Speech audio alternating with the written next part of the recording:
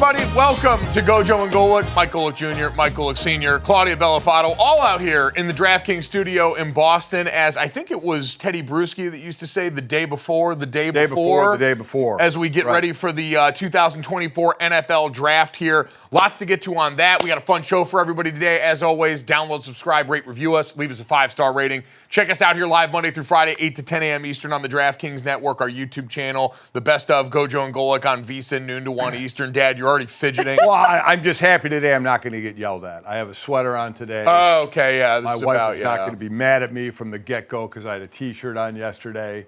I said, we wear T-shirts on the show all the time. She said, if you wear a shirt that you can work out in, don't wear it on TV. I said, I never worked out in that shirt that I had on. It's a nice sweater. Yeah, so It is a nice sweater. Shout out to the Republic of Bananas. They do a great job. But this is one of those reminders. We all have a boss. Like one of our bosses, Jeff York, was just in here. It was great to see him. But you answer to a higher power, that being my mom, who is the only true decision maker in your life that matters. The greatest thing that happened before the show is Claudia likes a picture, a group picture that she sends out on social media before the show. So she asked one of the people here to take the picture. And I don't want to throw anybody under the bus. Yeah. Love you, Matt. And he takes the picture and gives the phone back to Claudia, and Claudia's like, well, that's interesting. Never really have we do a group shot and you take one picture. And then she just nonchalantly says, well, this one's not going out anywhere. Nowhere. It's a good. Oh, that's who took it. Sorry. Yeah. Oh, you're gonna throw. I wasn't you gonna throw. almost threw Slate under the bus. No, it's Hoff that took this picture. I didn't say a name. You know what? It's a good reminder out there, fellas, as we can give you some advice before we get to everything we've got going on this morning. Men, if you are ever asked to take a picture of a group, especially of a group of women. Always, I mean, take a minimum of 10. Without question. A minimum of 10. I don't know if I've ever taken less than 20 because I got news for you. You suck at this. You're not very good. And so the only way you're going to win is with volume. And then you sit there immediately after, you hand the phone back to the woman whose phone you got took. And wait you ask, do we need to do this again? Because your job may not be done. And don't go low to high, right? No, if you listen. Don't go low to high. Taller guys like us, Dad, you got good natural angles. Right, okay. And you just start taking them before they actually tell you to, so you can get the candid. We can have a whole conversation, maybe do a segment on this someday, but we do have some football and NBA and much more to talk about. On the clock, Jordan Morgan and Steele Chambers will join the show. West Side Story, AFC and NFC West draft preview. And it's poll season, baby, breaking down NBA player polls. As I said yesterday, the guys now on the East Coast, they have to deal with these late games. But at least we got some dramatic endings for Game 2, guys. 2-0 lead for all three teams that got the dub. We got to give the respect to the Cavs. They were in there, too, with the win over the Magic. Nuggets and Knicks as well. Nuggets down 20 at the half to the Lakers. Jamal Murray missed 13 of his first 16 shots. And then he said, you know what, I'm going to keep shooting. His teammates said, just keep shooting. He did 6 for 8 in the fourth quarter. The most important shot, though, the buzzer beater. Jokic also 27, 20, and 10. And because Murray got the buzzer beater, nobody's really talking about that. That's insane. The quietest 27, 20, and 10 I've ever seen in my life. Well, and you know what, Dad? The reason that's happening right now, because this Jamal Murray buzzer beater, no doubt going to be something that leads for a lot of people. Great moment against a great defender. Like the fact that this is against Anthony bleeping Davis, and he got that switch and said, oh yeah, game time, I got this one. Shout out to LeBron James lying again, by the way, saying, oh yeah, I knew it was good as soon as he let go. I called game for him. Classic LeBron James stuff right there. The reason all of this is going to kind of fall by the wayside is because every star player last night decided, you know what we're going to do? We're going to wake up and make Game 2 of the first round about officiating. And that was true of the 76ers game earlier when we heard Joel Embiid and Nick Nurse and everybody there complaining about officiating. And it was true late as we had LeBron James and Anthony Davis both walking out of their press conference with emphatic mic drops because everyone at every turn decided, hey, this is about officiating. Anthony Davis getting in foul trouble right as Nikola Jokic starts to come online in that third quarter and really take over that game. In the Sixers game, the final 30 seconds were no fouls called on Tyrese Maxey as the Knicks get ready for the Dante DiVincenzo go-ahead. So, Dad, Adam Silver got to be waking up this morning banging his head against the wall because you had really compelling action that now is going to be, I think, largely overridden by a lot of the officiating conversation. We'll get more into the 76er one because we're always talking about do you call fouls at the end, let them play a little more. But this also involved a coach trying to call a timeout that wasn't awarded to him. But let's start with the later game first. And I had to go back to the old way when we lived on the East Coast when I was at ESPN on how to be able to see a game this late. I napped during the first half. Yeah. Napped during the first half of it, woke up and watched the last quarter and a half. And I know we're going to, that LeBron complained about the refs and we'll hear it. But you know what? They had a 20-point lead. They had a 20-point lead. You want to have some ref issues? Okay, I get it. But you had a 20-point lead you could not hold. Now, they've had leads against Denver in the past. We've seen that. They've played well. Game one, they were up in the first quarter. They were up in the first half. But it wasn't 20 points. This time it was 20 points. And as I woke up from my nap and started watching this game, it was about a 17-point lead. And you just saw chipping away, getting to the fourth quarter. I think 10 or 11. They were under 10 at times. You're like, uh-oh, here we go, And then that's exactly what happened. They chipped it all the way down to that game winner, which was absolutely incredible. When in doubt, Denver has the ultimate get-out-of-jail-free card. They've got the ultimate break glass in case of emergency. Oh, things aren't going well. We're down a little bit. Can I interest you in the Jokic-Jamal Murray pick and roll? Yeah. Run that two-man game into oblivion and watch good things happen. And both of these guys shouldering the load. I think they had 5 guys in double digits overall. Christian Brown off the bench. This really only scorer for them in that regard. But when in doubt, you can always go back to that, and the 2 best players on your team are able to make it work in a way that few other people in the league can in that same circumstance. Jokic, especially like that. I think the reason the Lakers are so upset about the officiating, obviously the call against D'Angelo Russell or not against D'Angelo Russell, the use of replay was the subject of a lot of scrutiny for LeBron. But you look in the third quarter, that 4th foul call against Anthony Davis changed the entire tenor of the rest of this game when you're going up against another team whose guy's the big. Now you've got Rui Hachimura matched up with Jokic in the fourth quarter because you don't want Anthony Davis fouling out, and so he gets to go to work. And the minute you give him the opportunity to be the party starter, no matter who your player is, it's a John Danowski Duke lacrosse term, you got to have someone who can be the initiator and get that first win. Once you get Jokic a matchup like that on the block where he's getting switched onto LeBron or any of these guys, he can now start to cook for everybody else, and everyone, especially Jamal Murray late, more than happy to eat. Jokic is amazing. His footwork, it looks so graceful and yet looks so dad-bodish clumsy. It blows my mind. The black tights, so there's always the conversation, Dad, you wouldn't really understand, neither would I, quite frankly, about swag around sports and the way that you have to dress things up. Most other people wearing dark tights, dark socks, dark shoes makes you look faster, all that stuff. Boobie Miles, Boobie goes out there and gives it to him with black Nikes on his feet. Right. None of that applies to Jokic. Him wearing black tights and his pasty white upper body somehow makes everything look less athletic at the same time, but still very impressive. I don't fully understand how we're doing this with him. But Jamal Murray is 9 of 24 in both games. Yeah. He has not been shooting well, yet you keep shooting. And as Claudia mentioned, 6 of 8 in the fourth quarter, started hitting those mid-range jumpers. And you hear the announcers in the game saying, you got to start hitting something, whether it's a layup or he was hitting the mid-rangers, start to make something to get your confidence back. Though I don't think your confidence is ever lost when you're a shooter like that. You just keep shooting. You just think you're going to make every one. So wrong statement by me to say to get your confidence back. You're going to keep shooting. But that last shot, when it cleared out and he's up against Anthony Davis and he does the little baseline mid-ranger over the outstretched arm, and you see the ball in the air, light go off, ball go in. Even LeBron knew the ball was in when it left. Of course, LeBron always shows. Oh, of course LeBron predicting the future is exactly right. Time. But really, really incredible. But I'll continue. One thing I don't understand is the one foul that was called and then reversed. D'Angelo Russell got hit in the head on a ball right by the basket as he was going up for a shot. And Denver they wanted a replay of it. And sure enough, the foul was called off and Denver got the ball.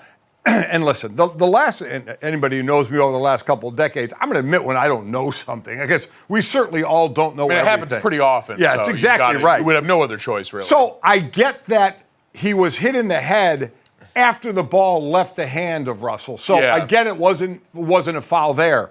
but I don't know how you can hit somebody in the head and not be some kind of foul. I'm sure it will be explained to me. Last I checked. I know. Listen, excited for this 2-minute report that will change absolutely nothing about the outcome of this game or the feelings of the players involved. Yeah. But, hey, NBA, you did your job. If I know you can hit somebody in the head as long as it's not in the act of shooting, man, I'm going to go crack some people in the head. But I mean, because he clearly got hit in the head, that was indisputable, right? And yet, they don't call it, or they reverse the call. Denver gets possession. I think you hit the nail on the head, though, when you said earlier, I don't think it mattered if that was called, whether it was timeouts. I know we're talking Sixers or not. I think it's pretty clear with both of these that the Knicks are just playing like a harder team and more confident, and the Nuggets seem to be as well. Yeah. You also said the Nuggets, 5 guys in double digits. If you look at this Lakers game log, it's really only LeBron. 26 and 12, AD 32, D'Lo, but everybody else is, 2 or 3 shots. Nobody's really facilitating with assists. The rebounds aren't there. So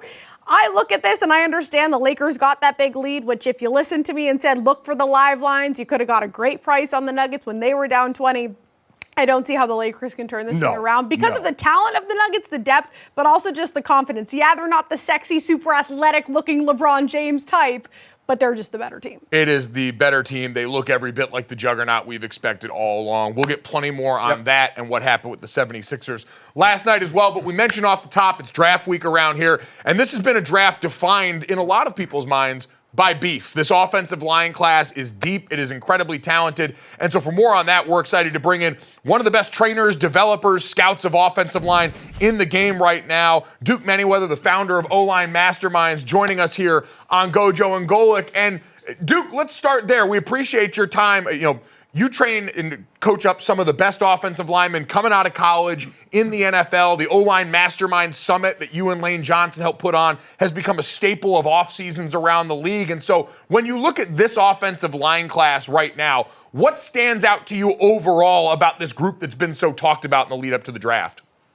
And I tell you what, first of all, thanks for having me. But this is a deep group, specifically at tackle and at center. I can't remember the last time where we were talking about maybe, 8 to 10 names that could be first round guys in the first round in terms of tackle. And then you're talking about maybe 8 to 10 guys that will eventually be starting centers out of this draft class. And I tell you what, the guys that are slotted in there as guards are no slouches either. So overall, if you need an offensive lineman, specifically tackle and center, this is a great year to have a need. And I think that especially at the top of the draft, when you look at guys like Joe Alt and you look at Olu Fashanu and Fuaga and some of those other guys, Latham, it's some really fine picks that teams can get. So, Duke, over the years in Mike calls games, I would call games, and we'd look at positions going from college to the NFL. And it seemed like the O-line was a position that had a lot of transition, the way the game was played in college to the way it was played in the NFL. So what has been your biggest adjustment you've had to help these players with from the college game to the NFL game? Yes, that is such a great question, and there's a lot to it. I think we first have to look at how the game has evolved and how these defensive linemen have evolved. We're looking at these athletes that some have been, track sprinters, hurdle runners, basketball players. So we really have to change our mindset and how we how we train. So, the days of the, 6'8" and 365 and 70-pound offensive linemen, there's some of those guys still around, but you're starting to see the guys that can run and move a little bit, like your Lane Johnsons, your Teron Armsteads, your Penei Sewells, and all those type of guys. But one of the biggest things that we try to really focus on is just being in a great stance, being able to get the hell out of your stance, and then the hand placement. I think that is really what has evolved the most. These defensive linemen have been so good with their hands and swiping hands and all the counters that we really have to be strategic with how we're using our hands and be able to do everything, whether we're talking about a two-hand strike, independent hand usage, and sometimes it means no hands, just being able to physically put your hands on a guy and stop him. So lots of going into that transition. You mentioned hands. I want to talk about one guy in particular that I know you know and have worked with, an Olu Fashanu, who the hand conversation came up with him. But in general, Duke, I think the conversation around him has been interesting. He's a guy that could have come out last year and maybe been a top 5 pick. And now this year is being talked about maybe more in the 2, 3, 4 range of this tackle group here. What do you see in scouting and training this player that translates well to the next level? Well, I think in pass protection, he's a guy that's clean all around. He reminds me a lot of Tyron Smith in his ability to be able to set and use his independent hands. And the fact of the matter is when you turn on the tape about him, he doesn't give up many pressures in pass protection. I think that going into 2023, run blocking was an area for improvement off of 22. And I thought he did a really good job of closing that distance. I think some of his best games were against Michigan State. He did struggle a little bit in Ohio State just based upon the different type of edge rushers and how they play them. But, I mean, he really checked the box in those regards. And you talking about the hands, there's been a lot of talk about his hand size. And it's funny because I think he's been aware of that.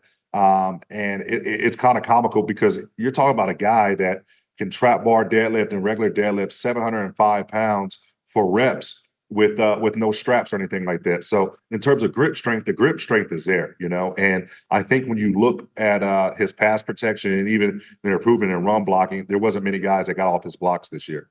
All right, listen, as a former D lineman, I have to say it. You get the grip strength because the old linemen hold all the time. So, I have to say it as a former D lineman. What is the hardest thing to coach out of a player that's going to the next level that you see them doing wrong that they need to fix? That's a great question. And I think really what I've seen over and over again is when you get guys that overset or drift off the spot, so to speak. And we define the spot as really the junction point between you and the defender that really keeps the quarterback clean. So that's really where the fight starts. A lot of times you'll see that these guys really have no defined spot. And when they do, they kind of float off of it. You got to be able to stick your feet in the ground and build your house, so to speak. That way you can get significant contact and anchor. You can't get to that spot and then the defender's shaking and you just keep backing up and retreating, or else you're going to end up in the quarterback's lap. So on the edge, I see that is an issue. And then on the interior, I think going from college to the pro game, it's really getting these guys to understand that you got to put your hands on people because it happens fast. And I always tell guys, it's not so much about first contact. You can throw your hands quickly all you want. It's got to be first significant contact, first meaningful contact, which is going to either redirect or stop a guy's charge. You got to be able to stop a guy's charge, whether that's redirect force up or just outside a little bit. So for these interior guys, just getting their hands and feet synced up, that way they can get significant contact because it's going to happen very fast on that line of scrimmage in the NFL. Duke, we hear a lot about this every year. I've heard it with Notre Dame offensive tackle Joe Alt, where people were talking about him maybe with the Chargers, but can he switch over to the right side, making that move from left to right on the offensive line, making that move from the exterior to the interior? We've only got a couple minutes left here, but how difficult is that challenge for a lot of these guys that we're talking about as potentially moving from outside to inside or left to right? I really think it's a person by person type of deal. And how I always look at it is if there's some guys that are playing on exclusively the right side or exclusively on the left side, and they've got some inabilities to open their hips and to not be able to stay square, where they're kind of typecasted just as a right side or left side players. Those are the type of players that are going to really struggle to move to the opposite side. But then when you look at a guy like Joe Alt, who's pretty clean in his movement, I mean, check every box testing-wise. I said it before, there's not much of a projection with Joe Alt. You know exactly what you're going to get as an offensive tackle and an effective offensive tackle in the NFL.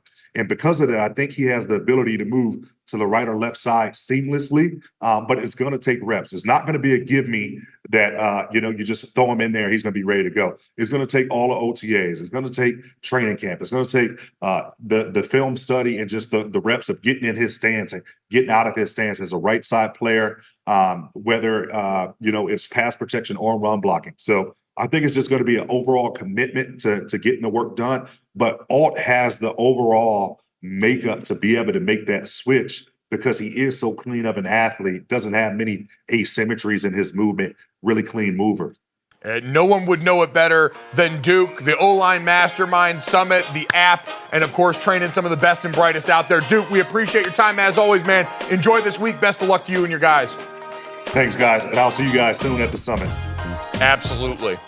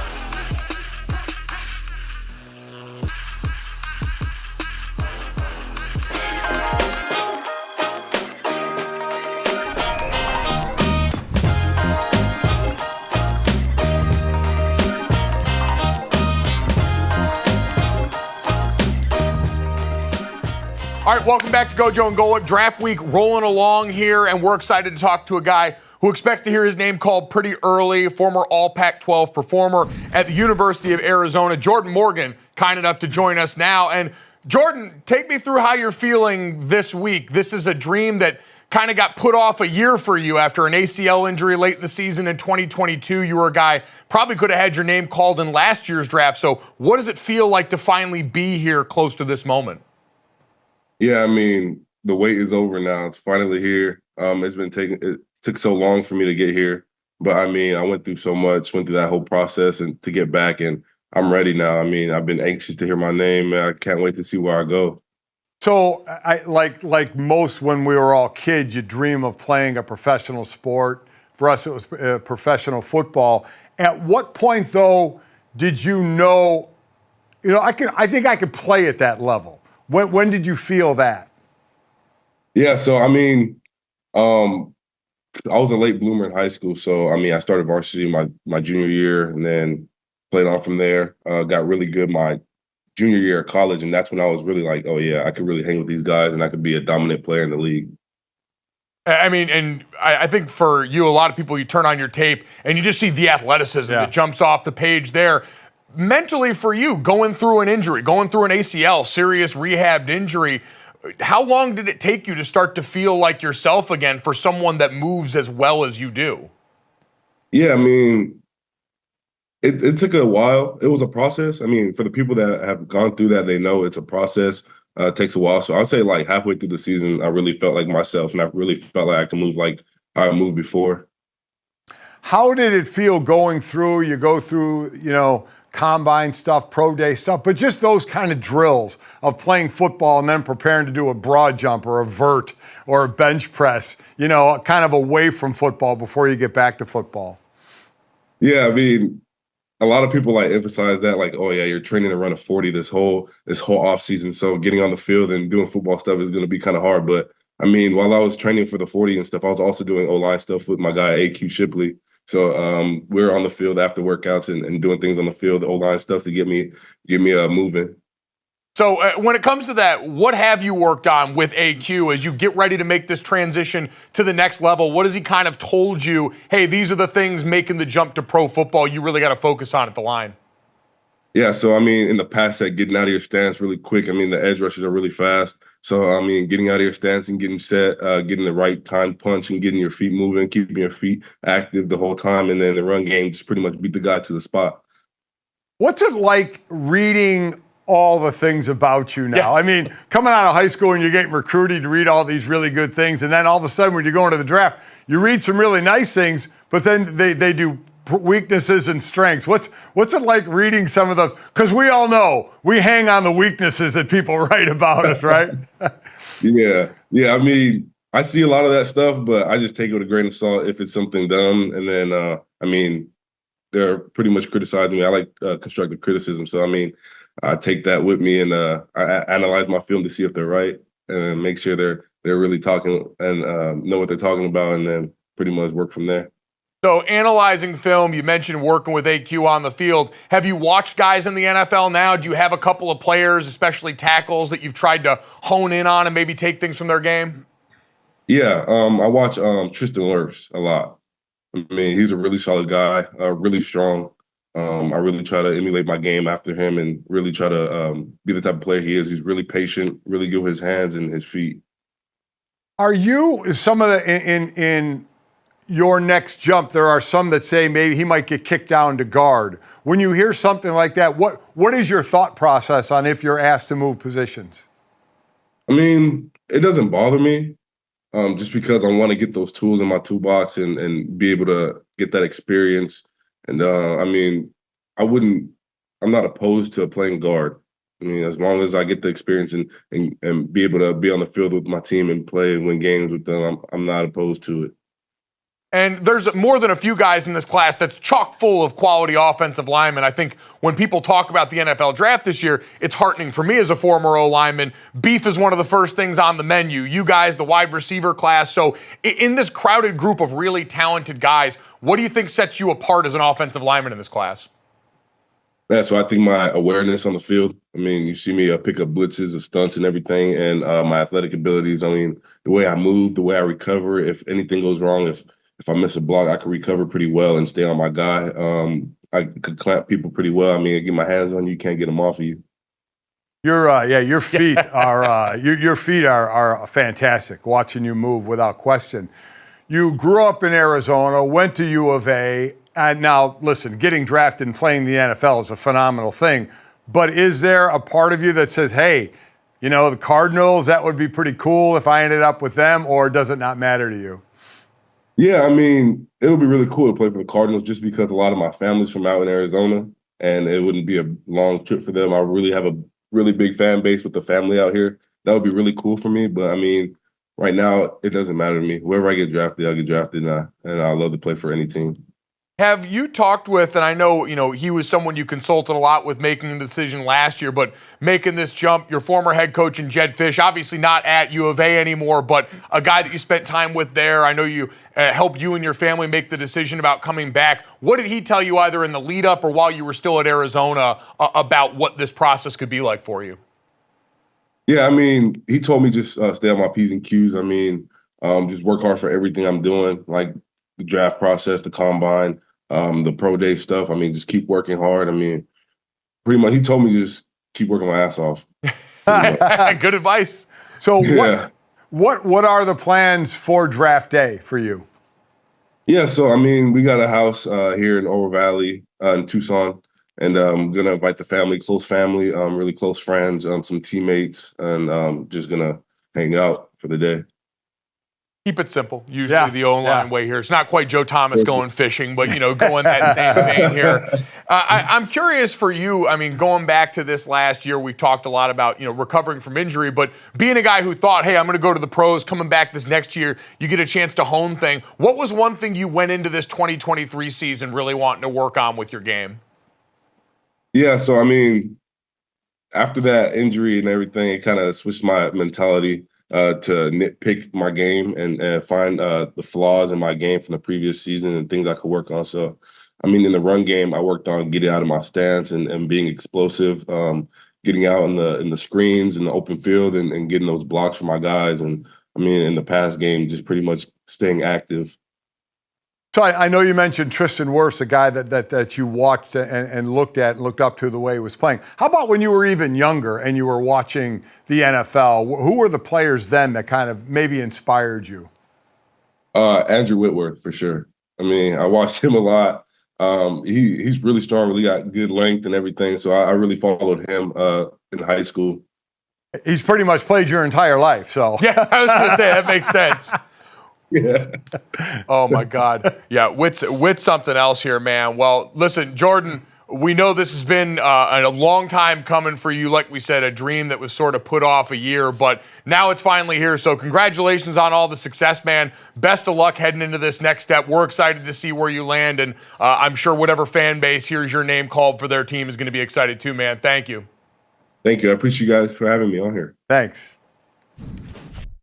One fan base expected to hear his name is the Niners at 31. You can see her at the DraftKings odds. The under is juiced to -155 with the line set at 32.5. But as we always say, GoJo, sort of smoke and mirrors with all of these mock drafts. Would that make sense, though, you think the Niners are a good fit for him? Yeah, I think we talked about this a lot coming off last postseason, Dad, seeing Brock Purdy get pressured a lot in critical moments and critical games during their postseason run, that offensive line would be a great way to go building, especially a guy with tackle flexibility as you get older and older in the career of some of your great players there. He could be a nice fit. You see him getting kicked down?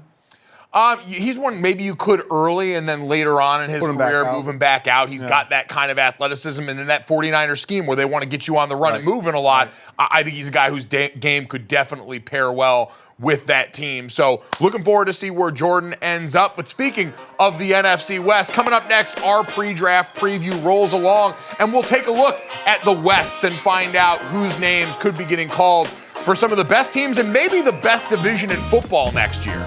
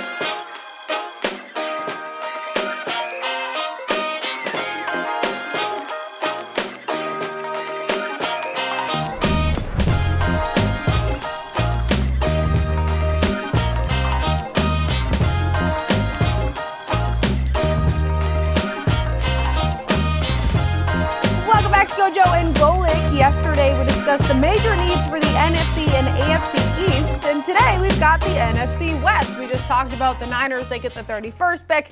Arizona at the top gets 4 and 27, Seattle 16, and the Rams 19. Adam Schefter said the Cardinals are in, quote, the catbird seat in his latest draft article, which we're going to need somebody to tell us what that means because I have no idea. But basically, he said they won't be looking to make a trade until they're on the clock. So, Senior first, please. What does that mean, catbird seat? Well, it means they're in a catbird seat means you're in a great position. Okay. They're in a great position to do nothing but draft Marvin Harrison Jr. Okay. This is a no-brainer. Okay, your leading receiver. Unless. Your leading receiver. Maybe. Your leading receiver was the tight end. Your next two leading receivers are gone. Your wide receivers are gone. Present some challenges. Okay, you have Kyler Murray played 8 games last year. Now he's got an offseason of being healthy. Get going on that offense. Give him the best receiver in the draft. I know people think Malik Neighbors. Either way. Marvin Harrison Jr., don't overthink this one. Well, so get him. Hear me out on this. Okay. We're talking about a draft where there is a potential for 4 quarterbacks to come off the board very early in this draft. We're talking about a draft where a team like the Minnesota Vikings is sitting down out of range and could have to trade up if they want to get one of these guys, assuming the top 3 teams as they sit right now all could take quarterback 1, 2, 3. If they offer you something akin to what the 49ers got or had to pay years ago to get up where it's multiple first-round picks and a ton of capital for you later on for that spot to draft, and so you'd have a quarterback there, you'd be moving back within range to still probably get one of the big 3 wide receivers in this class in Marvin Harrison Jr., Rome Odunze, or Malik Neighbors. I feel like that's a call you always say, you got to pick up the phone. And if someone's offering you 3 firsts to move up to that 4th spot, I don't know how you turn that down. Well, you're absolutely right. You do answer the phone. You absolutely answer the phone. A lot comes down to, as I went on that rant, here we go, yeah. is what are your grades? If you and you're right, if you have Malik Neighbors or Rome Odunze close to Marvin Harrison Jr., then you certainly could think about something like that. Or if you have them graded well and then also factor in, hey, if we're picking up another first rounder this year, a couple next year potentially, other picks that can help you out here, that's what Adam Schefter's talking about. I think that's why the Cardinals are in. Any team that's got their quarterback situation settled, you're automatically in a position of power in this league. Because everyone else is operating out of desperation. We know that's why we're talking about 6 quarterbacks potentially going in the first round of this draft, because everyone else has to operate out of a place of desperation. So I think if the Cardinals get an offer that includes multiple first rounders and you're moving back to a team like Minnesota at 11, where you look above them, you'd have 4 quarterbacks going off in the first round. The Chargers, more than likely a team that's taking offensive line. The Giants are probably taking receiver. The Titans are probably taking offensive line. Atlanta, Chicago, you probably lose out on the 3 best receivers there. That probably would put you out of range, which would be in trouble. So I'll edit and say, make sure you don't lose one of those 3 receivers, as long as you have a good grade on all of them. If you have a good grade on all of them, well, and I mean for all of those guys, I think anyone would feel pretty. And you good know what? I know we keep saying if the Chargers stay there, it would look like Joe Alt. I know we'll get to the AFC West, but they got rid of their 2 receivers. Now Mike Williams was hurt all year. I get it. Did. It wouldn't stun me if they went receiver either. So that would be another team taking a receiver. I do think the one thing, and we talked to Duke Manyweather about this before, who the depth of this offensive line class, but the receiver class looks even deeper in a lot of people's minds. Does. And once you get outside of the real top flight tackles, I do think there's a bit of a drop off. And so I think that position, you're going to see some of those people take the premium early on and go there. So Arizona, you would go Marvin Harrison Jr. there. I would, yes. I would say if you're going to stay there, yes, Marvin Harrison Jr. is the But if you move pick. for another receiver, I'm cool. I get it. Yeah, if you get a premium from a team like Minnesota, who a lot of people have slotted in for trading up for them, I think you got to pick up the phone, and I think you got to take those picks because you got a lot of things you got to fix on that team still around your quarterback. Let's go Seattle on this one next down. 16th overall pick here. This is a team we know. Mike McDonald coming in, changing a lot of what's going on there. Dad, where do you see the biggest need? That defense, something that Mike McDonald thinks highly of there, but offensive line also been something they've been rebuilding steadily in the last few years. Defense has been bad. Defense is bad against the run. I think giving up over 130-some yards. This is an area I go. Whether you go with an edge guy or whether you go with an interior guy like Murphy, edge guy like Verse, something like that, I would look at the defensive side of the ball. If Byron Murphy is available, I think that would be the home. Like, that's going to be the home run pick for anybody. Byron Murphy is becoming top 10 value in terms of the quality of the player. It's just a matter of if he's going to get taken off the board earlier than that by a team like Atlanta potentially at 8, by a team like Chicago even potentially. I think they'd probably go weapon, but there's a number of teams that could be in line for his services before that. I don't know if he makes it down that far. That's the home run right there. Troy Fautano on the offensive line would be interesting because I think he's got a lot of position flexibility. You lost Damian Lewis on the interior of that line. You've rebuilt. You've got 2 great tackles on the perimeter that you had as rookies both together a couple of years ago. Injury is hurt there, and so Fautano's got flexibility if injury pops back up. I think he's one. I'll be curious what happens with him. Coming off the combine, his stock couldn't have been higher. I wonder if Water's going to find its level again where, hey, Olu Fashanu, like we talked about before, could end up being one of the top guys taken there. Talisi Fuaga out of Oregon State, I think, is the guy that I would favor out of him and Troy Fautanu. And so if all of a sudden he starts to matriculate down, could that be a guy with that position flexibility as they try and rebuild things up front in Seattle? Could be an interesting one there. We're going to have the same conversation around the Los Angeles Rams, Dad, coming up at the 19th overall pick because defense overwhelmingly the need for this just right 3 now. picks later. Cornerback was a thought, but they picked up a couple of cornerbacks in the offseason. So I think now it goes back to the D-line. A guy named Aaron Donald retired. Yeah, so you got kind of a biggie. You got a hole in the middle there. I can't imagine Murphy being there at 19. We just talked about him if he would even be there at 16. Sure. Do you go Latu at the edge or Verse at the edge if they're there as well?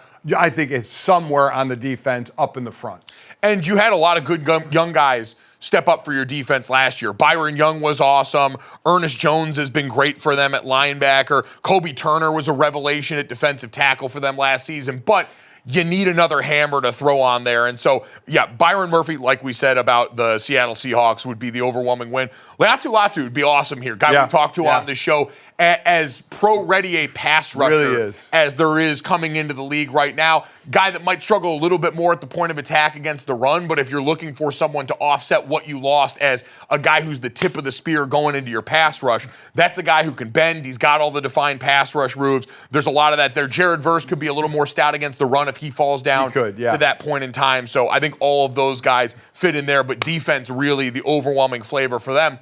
And then we talked about the 49ers a little bit with Jordan Morgan in the last segment, but 31st overall pick there. Offensive line, I think, becomes the big-time need. And for them, I really said along the interior. You look at that right side of the offensive line, too. I think right tackle or right guard. You've got Aaron Banks on the left side of that line that I think's developed nicely for them. And so Jordan Morgan, certainly a name that could be available there. Tyler Guyton, I don't think Graham Barton's going to be available this late in the draft. He'd be the guy, kind of like Byron Murphy. If he somehow fell, that's a value add for anybody who wants interior flexibility. Guyton's name's been mentioned, as well with a few teams. You don't sound as sold on him. Well, you know what? Guyton's going to be about where he ends up. I think, inconsistency and effort shows up on his tape. He's a guy that technically needs a lot of help. Insane physical gifts, though. And the one thing about these Shanahan-McVay offenses, especially with Kyle and the 49ers group, is they want to major in outside zone, which is a guy who ran a lot of that as more of an undersized guy. It does sort of soften the edges on some of the technique that you need to be successful when so much of your offense is built off running, built off play action, built off all the weapons around you that can help mitigate that here and give him a great place to learn from there, especially with the tackle he'd be playing opposite of. Again, a team that's in the Super Bowl, less holes to fill as opposed to Arizona, who we talked about at the top, where, hey, maybe take the King's ransom and drop back a few spots, still get a quality wide receiver and grab the assets as well. So teams in all different situations, looking like Arizona, San Francisco on the offensive side, Rams and the Seahawks probably on the defense. And this is still the 49ers division, but I do think overall with what the Cardinals showed last year in year one with Jonathan Gannon, what this Rams offense should look like, this could sneakily wind up being one of the toughest divisions in the NFL next year.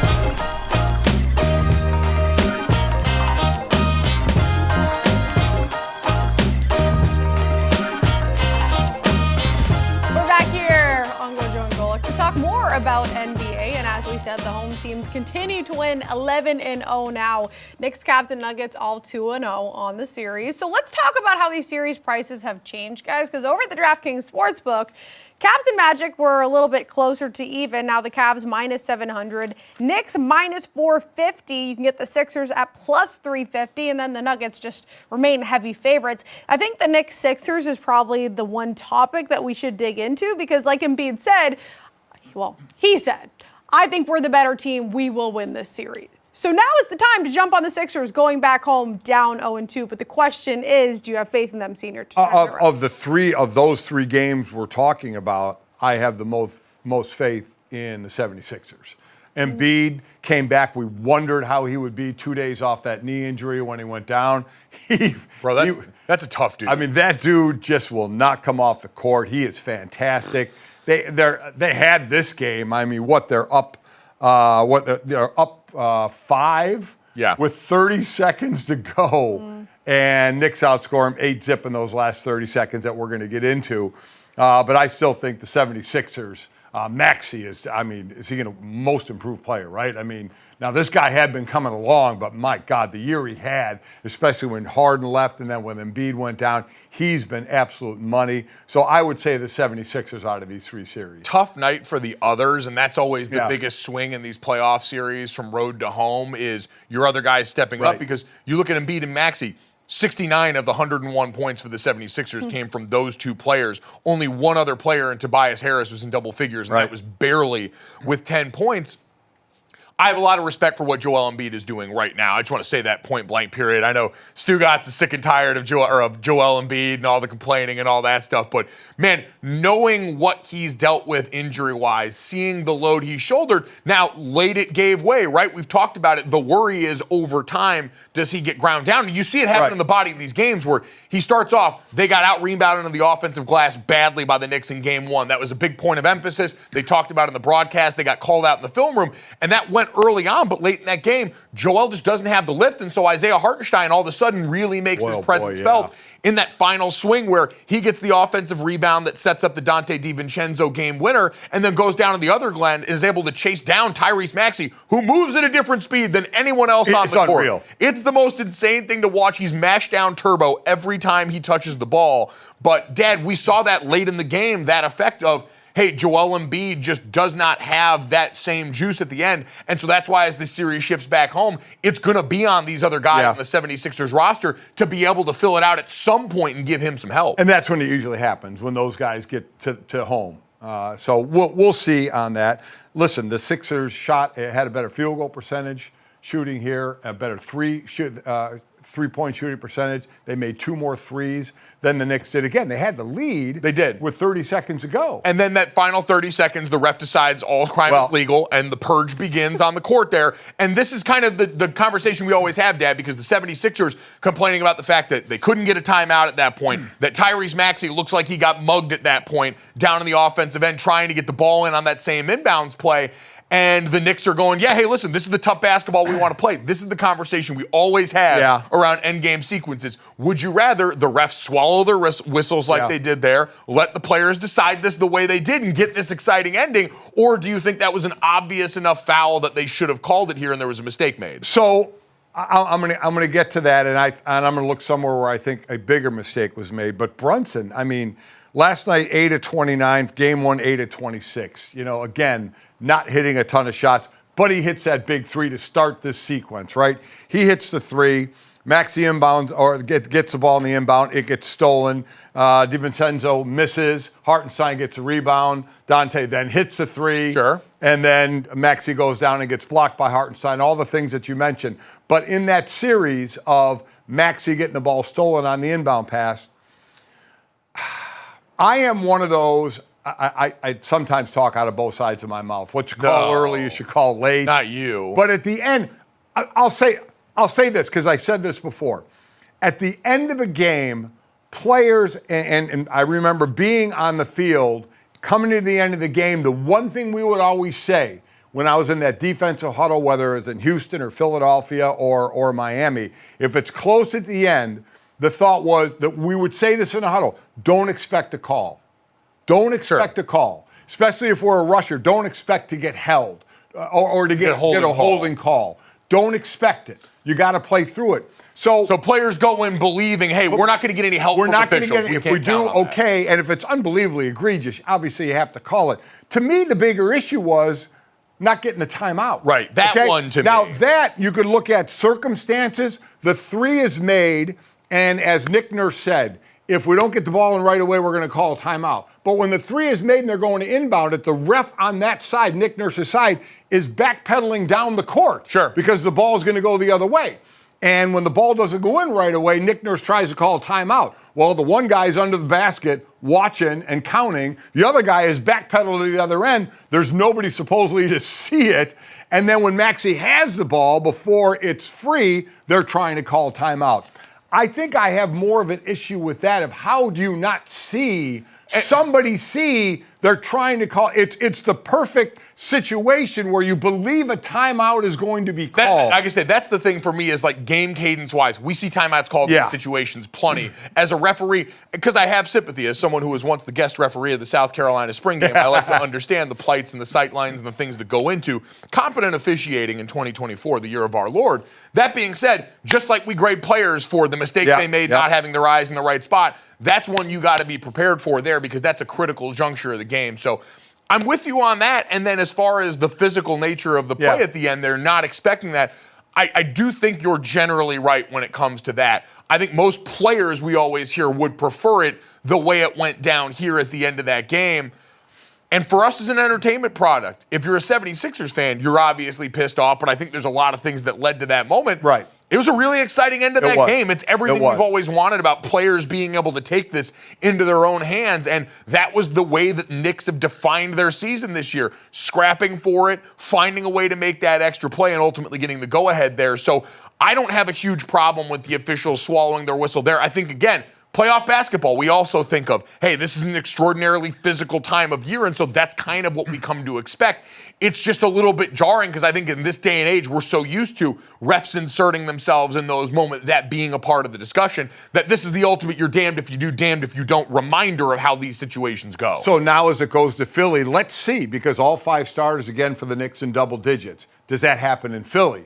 And for Philly, as you mentioned, obviously it's Maxey and Embiid, but Tobias Harris gets 10 points. He's the only other person in double digits for them. So does somebody else step up there? So that's the shift that you look for when you shift with the game's play. I think the Knicks are ultimately going to win this series based on what we've seen so far. But I see 76ers getting a couple. That's the thing. I think this one can be the one that stays competitive and goes the distance because we've seen Philadelphia been in both these games, been winning this second game by a considerable margin. Embiid has been able to battle through this, and now they're going to have that couple days as the series transitions back to Philadelphia. And so getting that little bit of added rest for him as the role players get into a more comfortable role situation, to me, makes a huge difference. And listen, me being from Cleveland, I love that my Cavaliers are winning. Sorry you're not getting the love. You're on NBA TV. It's a tough call. You're going to win that series. Congrats. I'm sorry we're not talking more about it, but you know. That's showbiz, baby. Hey, we'll see you in the second round. The Orlando Magic just running out of gas. I mean, this is who Cleveland's also been the entire year, putting the clamps on people defensively,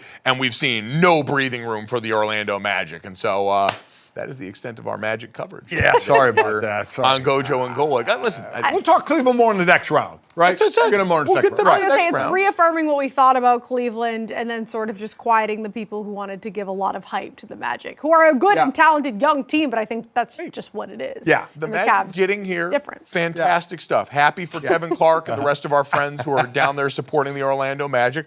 Love this for you. A building block. I didn't expect to look up during this season and see the Magic sitting at like the 4 seed at one point. Yeah. Yep. That's great. That's progress. The Magic finding a way to do this every once in a while off the backs of an incredible star player, and Paolo Banchero seems to be that guy for them. Awesome. We love that. God, are they yelling at us right now? Yeah, you know what? Sure. All handful of them. Coming up next, as we head towards draft weekend, let's take a look at more of the bigs coming up here and take a look on the inside. We've talked about interior offensive line, defensive line. Let's show the linebackers some love on GoJo and Golic.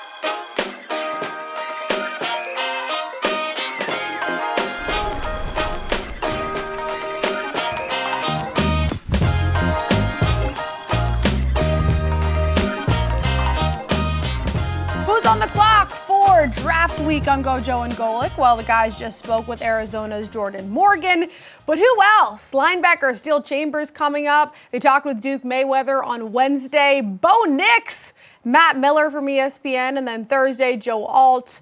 I'm sure you guys are very excited about that one out of Notre Dame, and then ESPN's Mina Kimes.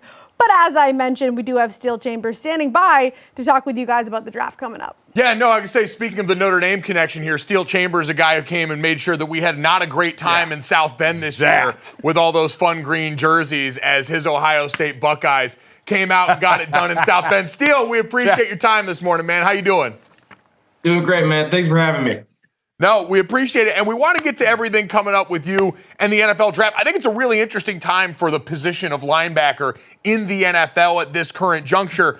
But we got to start. We saw the article about grilling. Mike Tanier talking about your passion for grilling. Where did this come from here? I saw you busting out rubs, talking about all this. So where did the passion for the grill come for you? It came from my roommate, Kate Stover. I mean, he got the grill at first, and then we started grilling every single Monday during the season. So that kind of got us going. But I mean, I love it. It's fun. It seems that you enjoy the seasoning part of grilling as well. That's my favorite part. That was my duty in the assembly line of us cooking. I was a seasoner. So did you follow a recipe, or were you just kind of seasoning on your own? Kind of on our own, and then as we went, we sort of understood like our own little recipe. So then we just started going off that. Did you start like cooking for other teammates? Did this evolve, or was it just you guys and where you were? It was just us for a little bit, and then after a while, we started inviting our teammates over and stuff. So it started becoming like a nice little team bonding thing. All right, wait. Speaking of bonding here, do we just see? Are you a cat dad in the frame? No, here? I'm a dog dad. I'm a dog dad. Oh, interesting. That's my sister's cat that came on screen. Okay, and you know what? It's okay if the cat comes on screen. We're all dog and animal lovers. We're dog people too, but. If the cat comes back, that's cool. No worries at all about that. I'm cool with cats. I'm a big dog guy. We're there. Is that one of the questions that you get asked during the draft process all the time, where everyone tells you got to answer that you're a dog and not a cat? No, I'll probably ask people that. I never get asked that, but I'll ask them. Interesting. Okay, so that's when you flip it and start interviewing them. You ask if they're dog or cat. Exactly. People never flip it on them because they're sitting there asking all these questions. I kind of get bored, so now I got to ask my own questions. That's a great job out of you. The interviewer I there. like all that. Right. The Steele Chambers difference. We like that. So, Steele, you talked about that process. What has the process been like for you? You come out of one of the name brand institutions in college football in Ohio State. You guys had a great defense. You were part of an awesome linebacker group there. So what have teams wanted to know about you as you've gone through and talked with them during the lead up? It's been a little bit of just like normal questions as far as like just have you gotten in trouble in the past, just like your background, trying to get to know you a bunch. And then they'll get into like a little bit of the nitty gritty, ask like what kind of player you think you are, like what kind of scheme you think you fit in. And then they'll try to hit you with these off topic questions that just try to see if you're a good fit for the locker room, good fit for the program. So, not the first or won't be the last guy who changed position, but first couple of years at Ohio State, you were a running back. So, talk about that transition when they approached you, or did you approach them? How did the switch to linebacker happen? It started my junior year.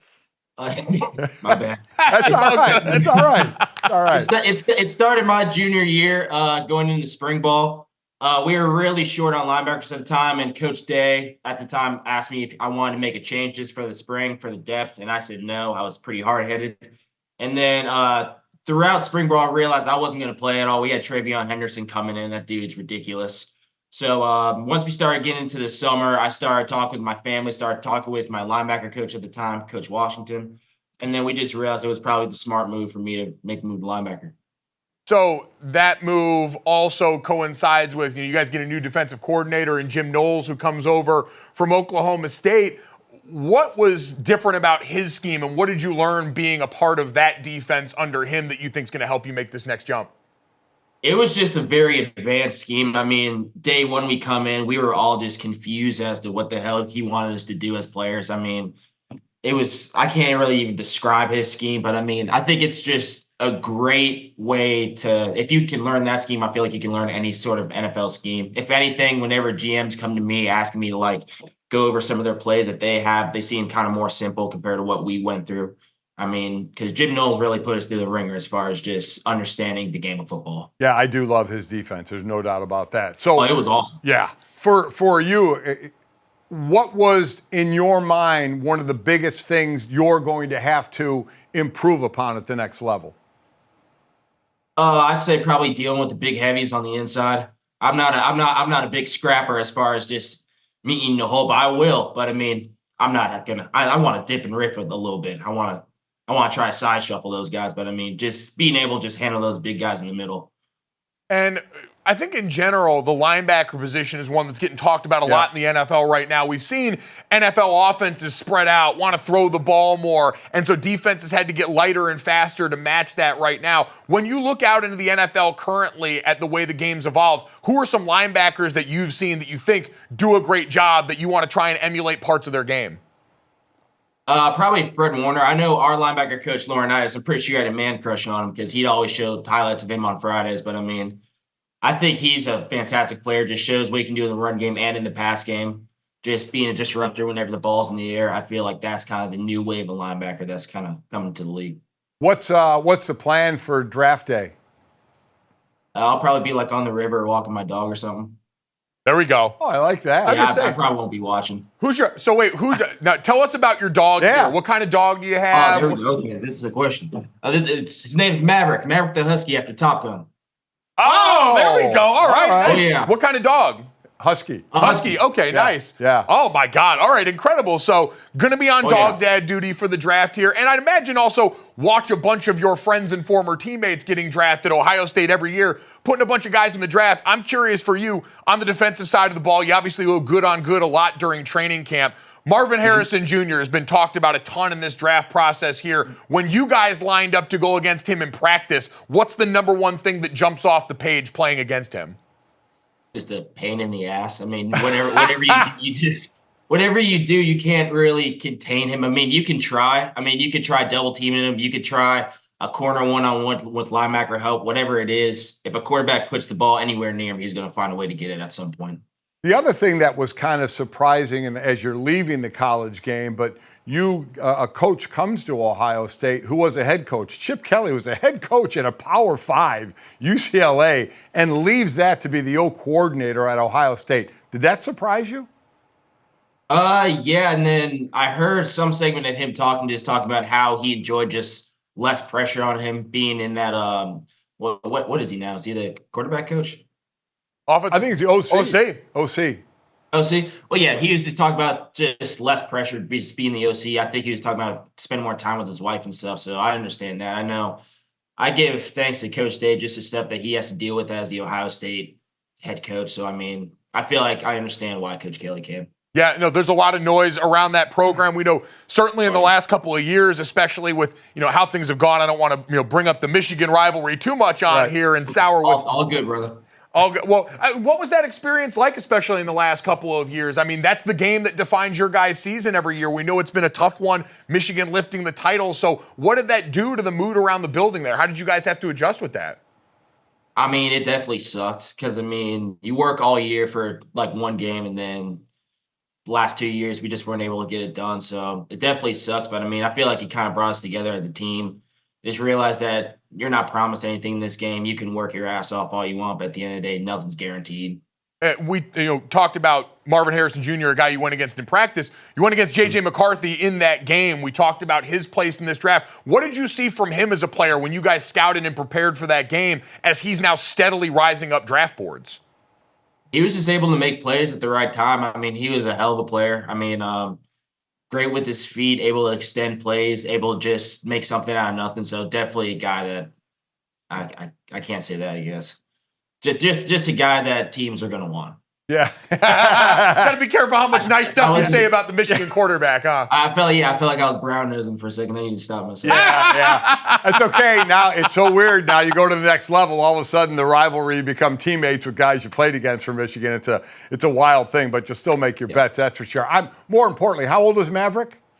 He's 3 years old. 3 years old. So what does Maverick? Do you need a leash to walk him? Is he that well trained? What does he do? He's a menace if he's alone. I mean, whenever you've got him here, he's quiet. He doesn't make any noises. But if you leave him alone, he'll find a way to leave the house. He's escaped our house in Ohio probably 2 or 3 times. But I mean, I see him on the screen there. There he is. Oh, there's Maverick. Yeah, that's my boy right there. Does he chew? Does he chew anything when you're not there? Does he chew anything up? Absolutely. Okay. He's gotten way better though. But I mean, there's the point where it was bad. He was peeing and taking a poop in all my roommates' rooms. All right, marking his territory, which is, something? He hated my roommate Tommy. Absolutely hated him. Oh, Tommy Eichenberg. Okay, wow. He hated Tommy. Did that make things weird in the locker room? Absolutely not. No. I mean, sometimes I'd wake up to a yell, like if he smells like pee in his room or something. So if you had to make a choice, if either Maverick or Tommy had to leave the place, who was it going to be? I mean, I'll give it to Tommy, I guess. I can just send him here with my mom. But I mean, it'd be a close call. Yeah. it would be a close call. There we go. That's a team guy right there. Everyone paying attention on this upcoming NFL draft. Steele Chambers, ultimate team guy. Steele, can't thank you enough, man, for coming by and giving us some time. Best of luck. Enjoy your time with Maverick for the rest of this week. We're excited to see where you land at the next level. Awesome. Appreciate you guys. Thanks, man. Absolutely. Love a proud dog, Dad. Oh, What a cute absolutely. dog. That's a great-looking dog. What a sweet boy.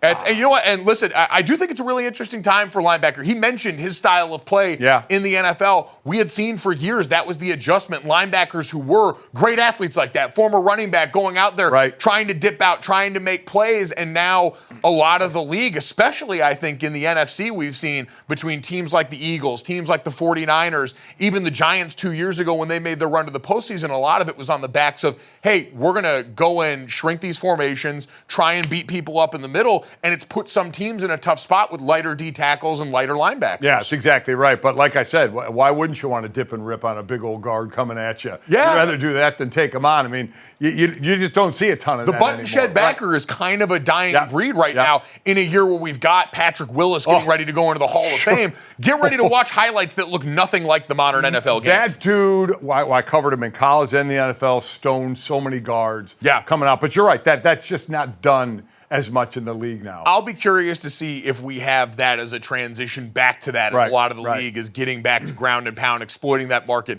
inefficiency there. Lots more to talk about on that front here. Claudia, we do have some news that pertains to the next division that we're going to talk about here in the AFC West. As Zach Wilson finally finds a new home after our long national nightmare. Yeah, so if your mom lives in Denver, watch out because Zach Wilson's going to be a Bronco, baby. The Jets trading the former number 2 overall pick. The Jets receiving a 6th-round draft pick from the Broncos. Broncos getting Wilson and a 7th-round selection. Jets also expected to pay some of his $5.5 million salary in 2024, according to NFL Network.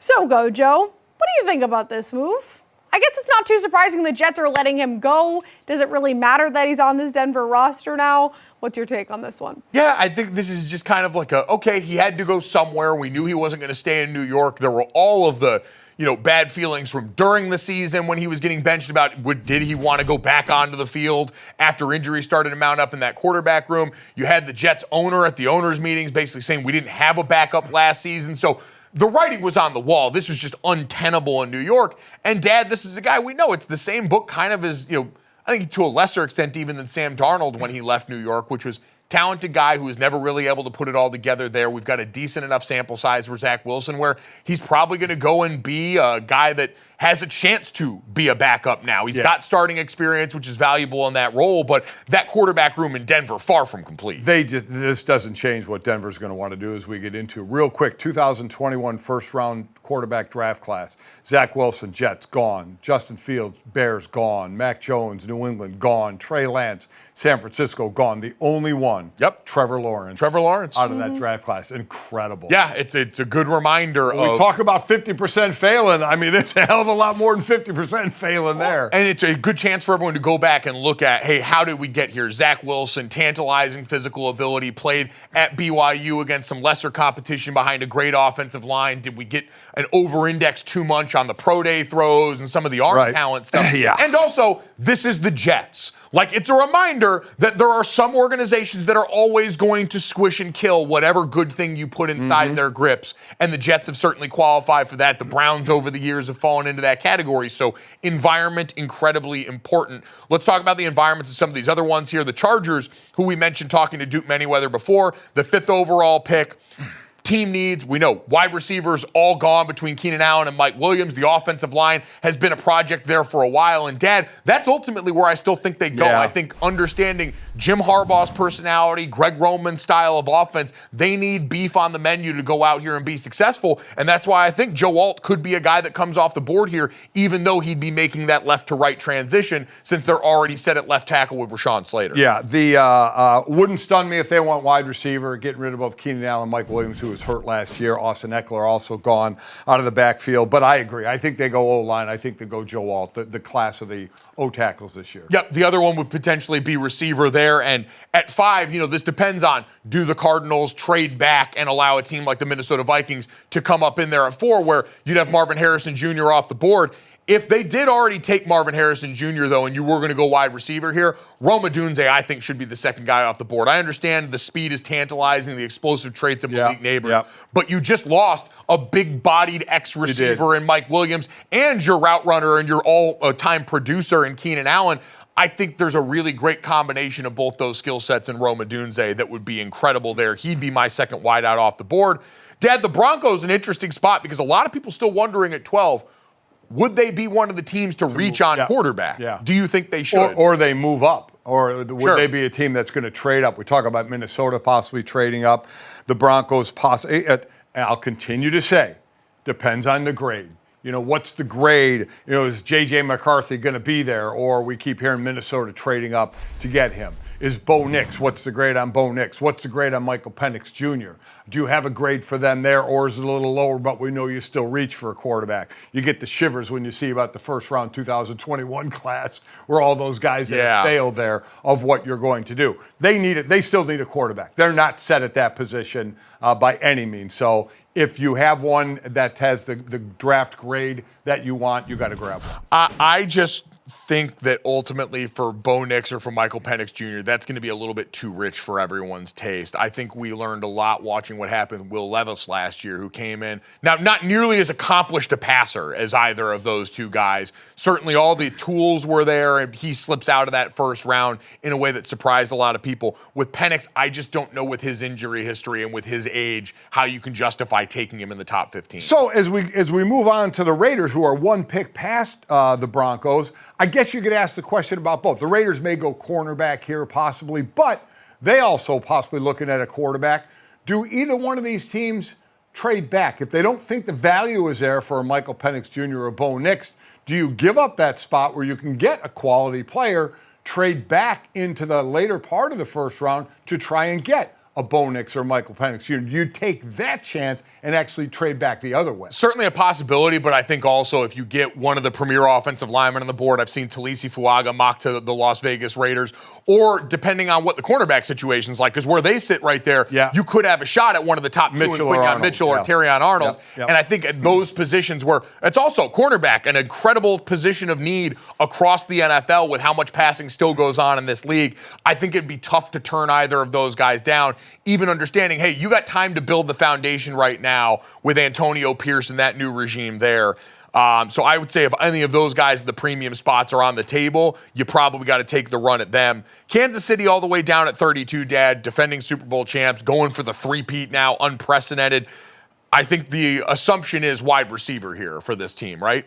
Oh, I think it has to be. I mean, listen, Rashee Rice stepped up. They wondered who was going to step up. They led the league in drops going into the Super Bowl. Yeah. Obviously, you still have Travis Kelce, who was hurt the first game. But Rashee Rice did step up for them, but they need to load up more talent there. So and it's a very, very deep class. And this is one of those because, as you know, Brett Veach and Andy Reid both get extended and they're going to continue to be around there. As long as you've got that foundation, it feels like whoever they pick, whether it's A.D. Mitchell, Xavier Worthy out of Texas, if Ladd McConkey ends up sneaking into the back end of the first round, they're all going to look and feel good because the guy throwing you the football and the guy calling the plays are two of the all-time greats that our league has.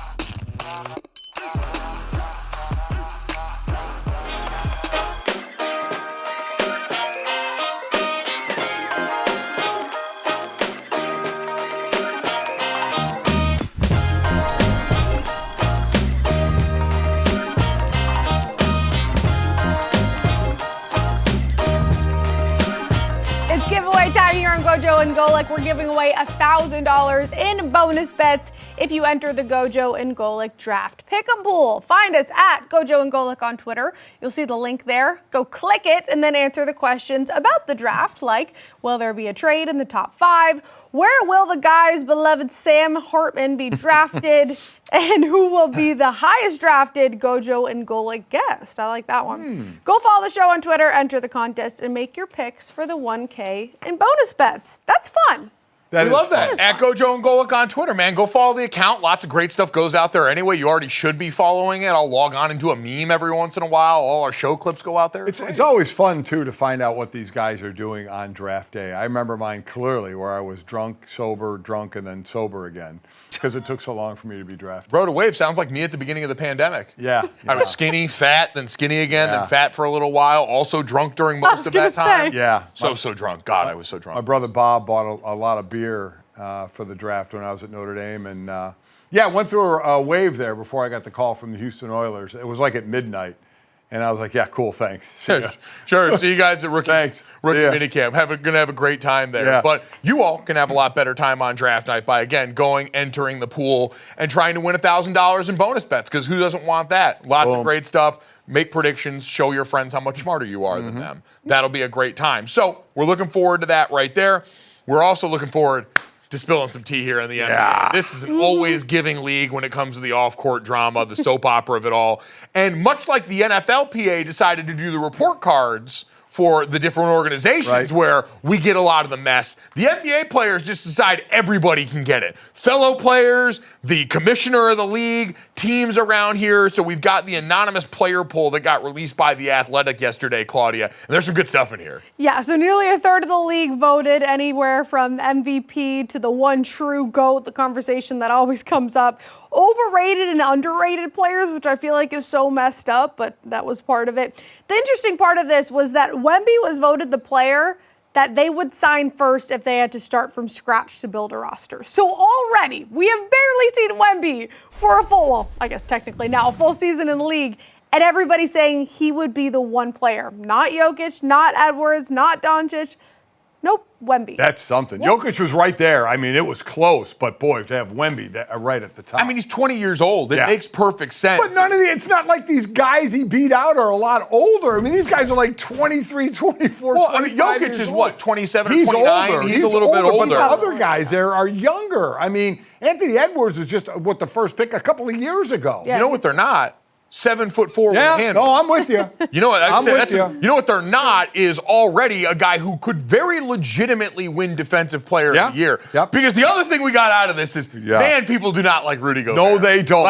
We already knew that, right? Like going back to the pandemic, he's a guy who seems to play too much. Donovan Mitchell did not seem to enjoy being his teammate. Nope. All of the vibes seemed off there. Yeah, it didn't go well with the start of the pandemic with him and his antics. Yeah, no, I can say he seems like a guy who plays too much. Yeah. Shout out to my former teammate Chris Stewart, one of our running backs always used to say, Chris, you're too big to have fun. Rudy Gobert, too big to have fun, clearly. And you throw the French accent on top of it, and it just ruins everything, apparently, because everyone said the most overrated player in the NBA, Rudy Gobert, with 13.6% of the vote. The next closest was Jordan Poole, who's on the cusp of also potentially joining some rarefied air and winning, his 4th Defensive Player of the Year. Right. Which I don't know, legitimately at this point, I didn't watch every Timberwolves game. Obviously, I'm not a voter when it comes to this stuff. But, man, it is hard to replicate the gravity on defense that our boy Wemby has.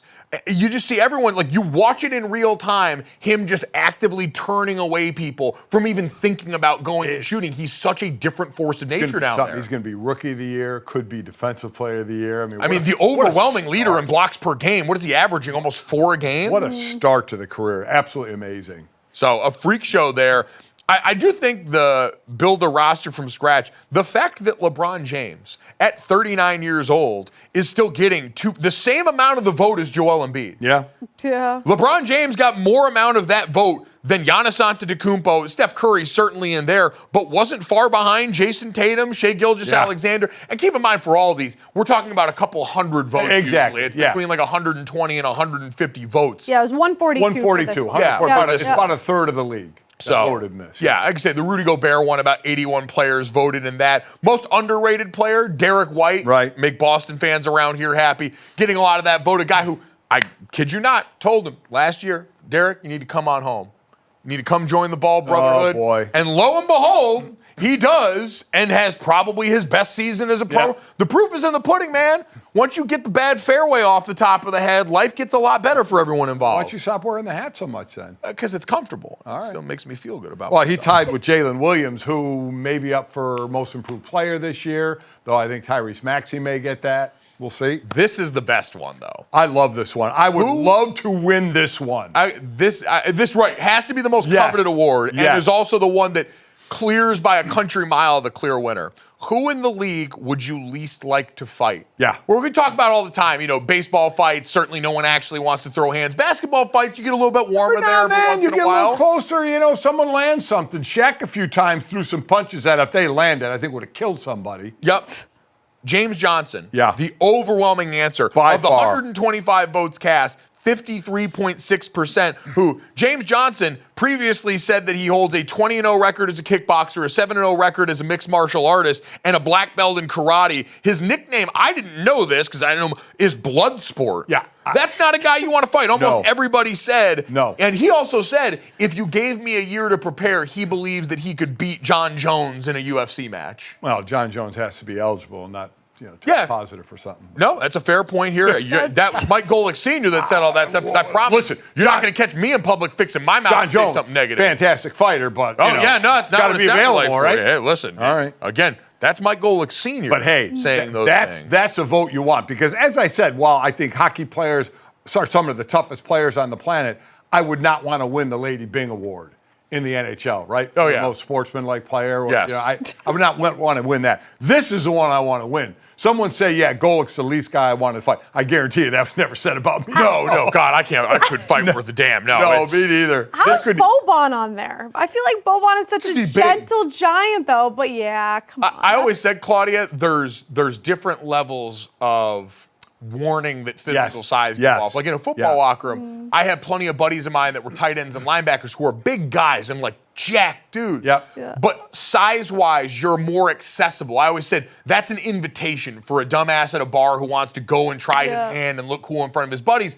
Those guys are still invitation size. Once you get into offensive line range, the guys that are 6'7", 330 pounds, that's deterrent size. Yeah. Boban's deterrent. He's just too big to just try and massive. even mess with. He was also in John Wick 3, which He was. immediately lends But to your man's also, credibility. get a guy that size who has the rep of being a don't mess with guy. Well, that's That- Steven Adams. Yeah. Like, Steven Adams Yeah. was second Right, on yeah, this that's list true. here. Gigantic Kiwi. No one wants to mess. Steven Adams, who everyone thinks is 40 and is still somehow sub 30 years old, Yeah. is beyond me. So he also a well-earned place on this list, but I can't get over this quote.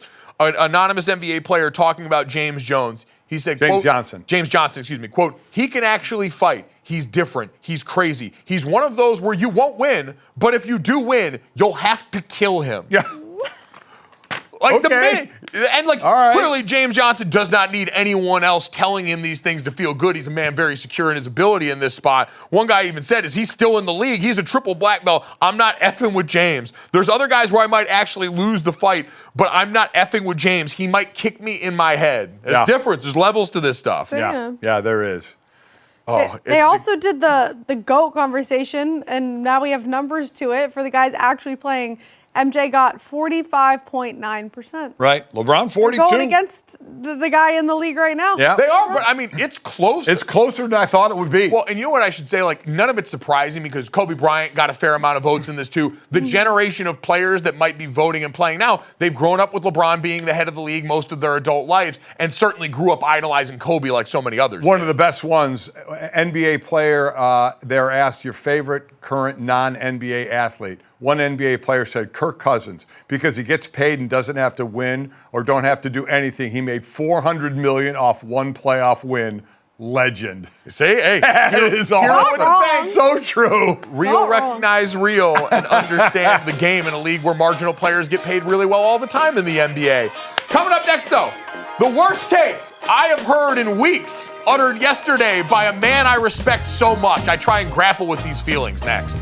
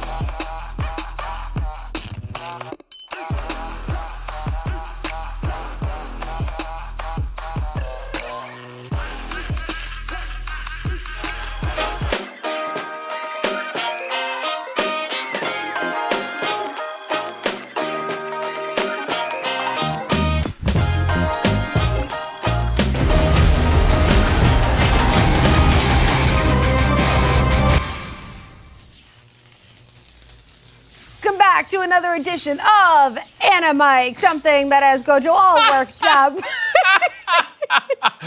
that what it's supposed to sound like? That's a great intro. You did the Dragon Ball Z voice and everything. I'm proud of you. It's very cool. It is a cool animation. Do that, Give you that. Yeah, the guys did great. If you don't know, it's something that gets GoJo animated, really worked up, a person, a thing, a happening. What's going on, GoJo? Man, so this one pains me because I love Ben Solak. Does a phenomenal job, the Philly Special podcast, writing, draft analysis. He's one of the best young football minds out there, and he looks like he's even younger than he actually is. Whatever, he's He dead does to look me. young, yeah. Dead to me now. Yeah, so Dead to me. Ben went to the timeline with this take yesterday that just take a listen. Without question, the single most overrated thing in the entire world is eating. Eating, it's so boring. It takes forever. It takes so long for such little return on investment, man. Like, I just have to do this again, and I have to do this again in 4 hours. What? If I could wake up every morning and eat a pill or like press a button and then just have the energy I need for the rest of the day in a heartbeat, dude, and never taste anything ever again, without question. All right, so that's Ben on the Ringer the Ringer NFL show, which is an awesome podcast. I love the rest of those guys. So I want to first try and shoot Ben some bail, because what it sounds like he's talking about here is cooking, not eating. It's preparation, not consumption. He didn't say that. Listen, Dad, I'm trying because I like this man. Hey, listen, I understand food preparation inefficient because it does take a long time if you're someone who actually cooks to do all of that process, and then the eating, which takes comparatively lesser time. I understand the inefficiency there. But when he's saying eating, and he said subsequently later, his wife is really into cooking. She does a lot of that at home. Then you've taken out all the hard part. Eating itself, the activity, is the greatest thing that we have. Sleep is a close second. Sleep rocks, naps, awesome. But eating itself, the actual masticating, one of my favorite things to do alive. It's delicious every single time. I don't know how you try and bail him at all. I'm trying. There's no bailing Ben, at all. Listen, I love you, all my kids. I love all you guys, and you say some dumb stuff that I'll call you. I've never warred against the thing that makes me the happiest. This was horrific. You know what? You don't come back from this.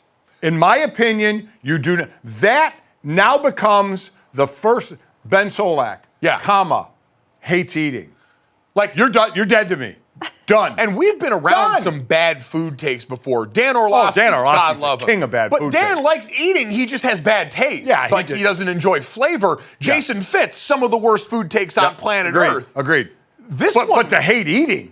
This goes like another level beyond. Like, you flipped the axis. We're looking down on this whole conversation now, because he's just said, I don't even like eating, like flavors. No. The enjoyment of getting full. Like, think about that satisfying feeling. The inverse of a long road trip where you got to pee real bad and then you get that release at the end. This is the opposite, where I've got this hunger built up and now I get to satisfy that. I get to go to a breakfast buffet like you and I were at yesterday morning and load up bacon, eggs, waffles, and put all of that on there and introduce my body to this absolute we were out last cacophony, night. this symphony of flavors. We were out last night with Jake, Jenny, and wonderful Jackson at dinner, and it was a lovely, lovely dinner. The taste is just fantastic. I don't know where this comes from. I don't know where this comes from, and I'm angry about it. My sister-in-law, Jenny's mom, made us these oatmeal chocolate chip cookies last night. Yeah. I had 3 before bed, made myself sick. They were so good because I couldn't stop. I woke up, I had half of one waiting on the nightstand this morning. That was the first thing I had today. A pill could never get me that. No. A pill could never get me that feeling to start my day. Satisfaction with that. Again, I understand.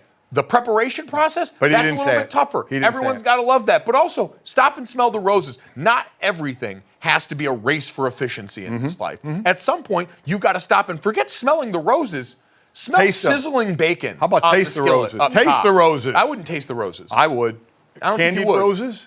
What? Edible roses. Edible roses? Yeah, edible flowers. Oh, candy roses. I thought you said candied roses. I don't even know what that is. So...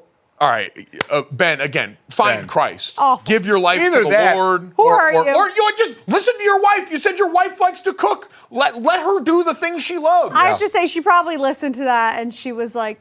Well, that's the other part, too. Dangerous game he's playing. Yeah. Saying you don't like eating when your wife likes cooking. Eating. Yeah. Kitchen would be bare. He better have cereal for dinner, girl. Yeah, enjoy it right now. By the way, cereal for dinner. Awesome. Love cereal. Cereal for dinner. Breakfast for dinner is one of the This is the greatest things wildest ever. thing I have ever heard. Have you ever, I love when I'm so hungry that the first time I eat something, my mouth hurts It's because almost my like that taste first buds sip are of going coffee crazy. in the morning for those that like coffee. It's like, we need, Ben, you better give a retraction. Or, I know, I'm done with you. And I saw other people co-signing this tape. Come on. That's absurd. Out where people could see it in public. So we just Get away from me. Ben, we have a lot of questions. Again, this comes from a place of love. I am worried about you because Ben's also a guy who loves a late night trip to the fridge for some cheese when we're stressed out or maybe a little bit drunk.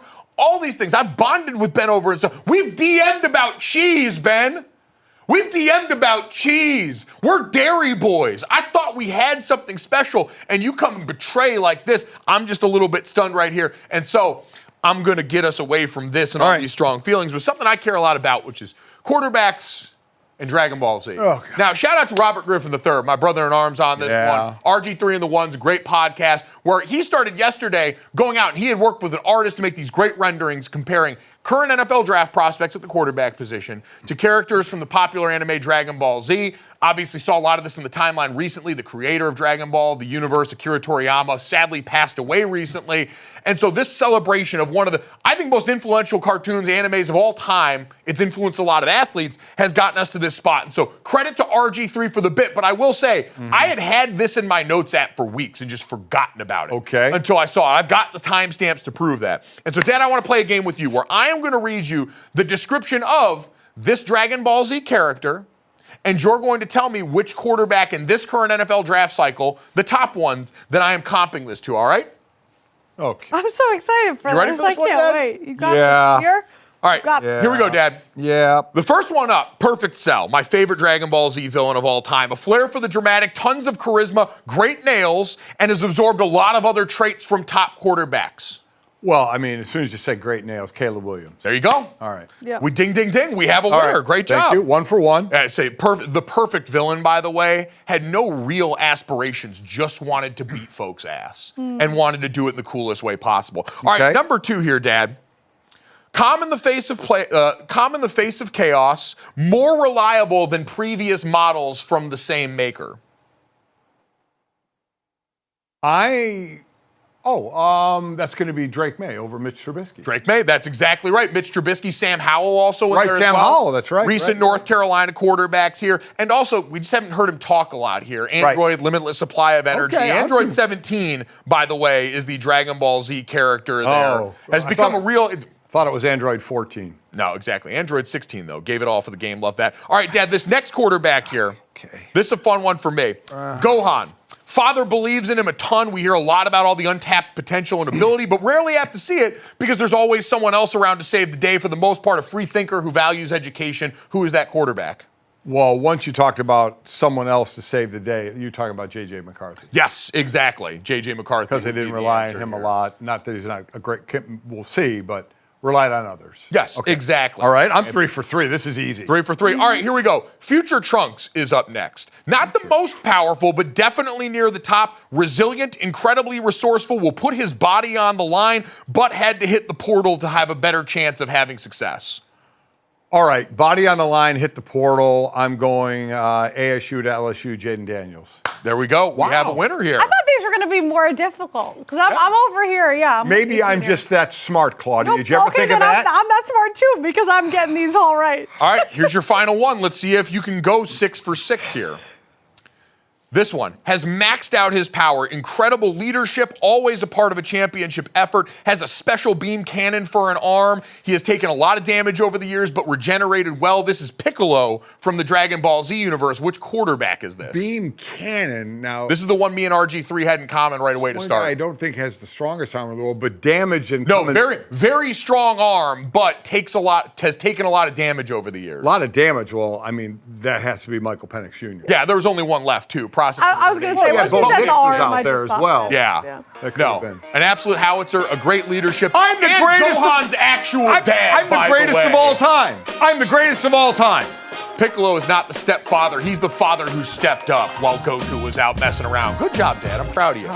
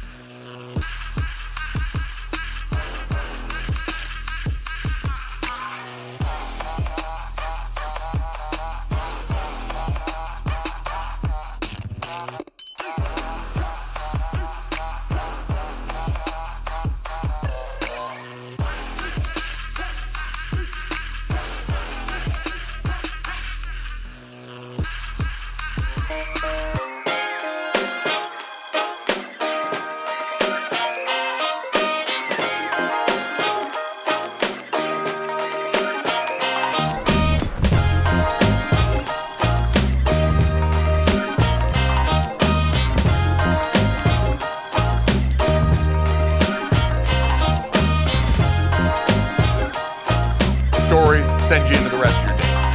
As always, download, subscribe, rate, and review. I'm serious. Leave us a 5-star rating. Check us out live Monday through Friday, 8 to 10 a.m. Eastern. Here on the DraftKings Network, you can catch the best of GoJo and Golic from noon to 1 p.m. Eastern. If you're driving around, listen to VSiN on the radio. And as always, if you miss any of it in those spots, you can catch us and our great guests. And we had a bunch of them today. Thank you to Duke Manyweather of O-Line Masterminds, great offensive line scout developer, for stopping by to talk about some of the prospects in this year's draft. Jordan Morgan, one of those prospects, the offensive tackle out of the University of Arizona, expected to have his name called early. And Steele Chambers, linebacker out of Ohio State, who stopped by to talk to us about his dog, Maverick. It was awesome. We always love dog dads heading to the NFL. If you missed any of that, check it out wherever you get your podcasts, or available right here on YouTube as soon as we get done with the show. Guys, let's have a Hall of Fame debate here with this. Matt Ryan announced his retirement yesterday after 15 seasons. He put out a video of him retiring with the Atlanta Falcons, the team that he spent his career with there. He was selected to 4 Pro Bowls. He was named the 2016 MVP of the league after ushering an offense led by Kyle Shanahan as a coordinator that got all the way to the Super Bowl before finally losing there. Dad, what will you remember about Matt Ryan's career, and do you think it fits him for a gold jacket? I mean, he's ranked 7th in NFL history in passing, 9th all-time in passing touchdowns. You know, a lot of it, you just say a name, you say Hall of Famer, and I'm just not sure with it. Yeah, I think that's always the kind of test, is immediately when it hits you. Some guys debate with Matt Ryan. Hall of very good. Great guy. And plus awesome great guy, but yeah, I don't know. But I mean, ranking top 10 in those things, some would say accumulator of stats, but it's still, to be able to do that means you're staying healthy. Yes. You're able to get those stats, so there's certainly a lot to that. Unfortunately, the Super Bowl, when you're up 28, or what was it, 25 to 3? No, 28 to 3. 28 I would say, to 3, I'm sorry. I mean, the ultimate memeable Super Bowl that you are now a part of, which, in his defense, is, I think, more Atlanta than it is Matt Ryan. Exactly. There's a larger history of colossal disappointment in that town and with a lot of those sports teams. But I just don't say Hall of Famer. Hall of good. I think that's a good way to put it. Hall of good. Do you think over time he will get in? He's a guy that could have a shot because, again, some of the volumes there, like we said, was it 14 seasons with Atlanta? You had the one at the end with the Indianapolis Colts that we just saw physically, and especially behind an offensive line that took a massive step back there. It wasn't a good marriage of skill sets there. Played in one of the most prolific offenses. Again, kind of the beginning, launching Kyle Shanahan into the stratosphere of being one of the best play callers in a scheme that now defines so much of the modern NFL. Their use of multiple tight end, multiple players in the backfield, a lot of heavy play action stuff, the pairing of him and Julio Jones for a decade that was so prolific. I don't think he gets in. I don't think he does. I don't think he gets in. I do not think he ever ends up getting in. No, I don't either, but still, a stellar career. The video was awesome. I mean, just someone who seems like, by all accounts, from the guys you talk, Harry Douglas, a guy I got to work with at ESPN, talked about how great of a teammate he was there. You know, Roddy White, that receiver room there. There were so many weapons for so many years in Atlanta, but ultimately fall short. But that does not mean it's not a career worth celebrating now, as he also works himself into the broadcast space. But Claudia, if we're going to talk about former quarterbacks in the broadcast space, Tom Brady, been out here in these streets a lot, and apparently going to add Netflix roast to the resume of his media career. Yeah, if you want to see Tom Brady get roasted by athletes and some other celebrity comedians, you can do so. It's going to be broadcasted on Netflix Sunday, May 5th at 8 p.m. 3 people so far confirmed.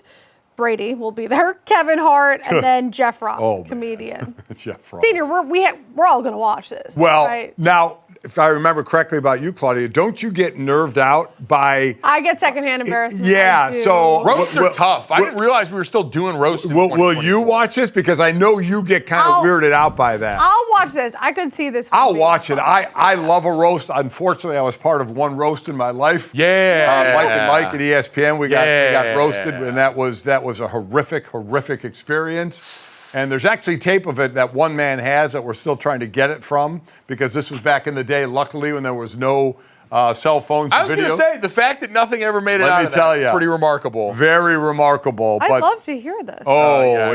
It was very, very, very bad. The other interesting thing... But I'll watch this, absolutely. The other interesting thing with Tom Brady is I feel like every couple of days we get a new quote from Tom Brady from that Deep Cuts podcast. And the one that came out the other day is particularly funny. Now, Tom Brady's bona fides as a worker, as someone who gave his life to the game of football. unquestionable, unimpeachable. That being said, it is very funny hearing him talk about the young athletes of today who only care about their brand and are so worried about me and building their brand and all these things. As I'm sure he was walking into this interview clad in TB12 gear, a man who has branded himself better than probably any other athlete in the NFL in recent memory. It is kind of funny considering that his whole life in especially the late stage of his career has been branding. I think his meaning is guys before they become something are worried about branding because he didn't do any of that till he became Tom Brady. Well, yeah, he didn't have the opportunity because he was a 6th-round draft pick. Understood. I think he means guys that are coming in and haven't. I mean, he didn't really specify that in the quote that I saw. He just said, I'm guys today assuming It's that. like the NIL effect. Basically, these guys are in college. They're used to being, hot, Yes, whatever, I'm assuming and then they that. get all Which I this know is you to should. say, I get it. I love this as a character for Tom Brady, though. Because while I think it's a little bit humorous considering the source that he would offer this criticism the way he did, we're all wondering if Tom Brady's going to be interesting as a broadcaster. And I think old man on the hill, with all the accomplishments that Tom has, would be a great lane for him to occupy, giving us quotes like this to all talk about. Forgetting how he's going to be as a broadcaster, of which I think he'll do well, it's when a quarterback gets hurt and he gets the phone call. Is he coming out of the broadcast booth? He said he would take it. There's a possibility that he would do that. That's what I mean. It's all hanging in the balance. Tom, just don't do that. Why would you do that? Why? New England fans just want this to be a clean end, and Tom Brady will not give them that satisfaction, which I love. Speaking of a clean break, let's get to the third here, Claudia. Aaron Boone had himself a day. Yeah, and as a girl clearly from New England, I hate agreeing with anything Yankees. But this was absolutely brutal. Aaron Boone got ejected for something he didn't do.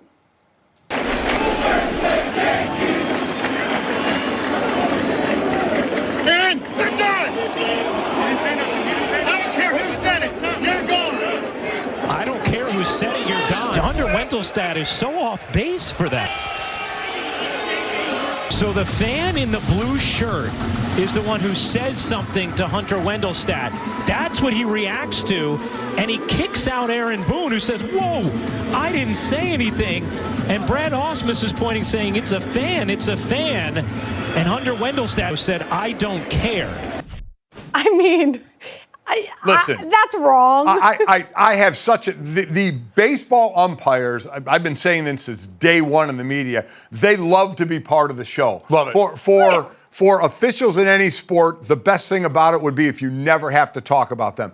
Baseball umpires love to be the center of attention. And for this guy, Wendelstedt, to say, his last line was, I understand that's going to be part of a story of something like that because that's what Aaron was portraying. He's the manager of the Yankees, so he's the one that had to go. No, he's not. Bro, no, he's not. Bro, just say you got it wrong. I mean, dude. And for anyone unaware of the situation, so this is one batter into the game. Yeah. The A's leadoff hitter was hit by a pitch on an 0-2 count. The pitch clearly hit him in the foot. The Yankees dugout thought he swung at it, and so Aaron Boone had gone and voiced his displeasure then. But then the first batter in, all of a sudden, he's sitting there, and you can see, if you didn't watch the video on DraftKings Network, he's sitting there looking at his nails in the dugout. He doesn't say anything. Ryan Rucco, who you heard on the broadcast there, immediately points out, you can see the fan say something, and we've got the benefit of technology.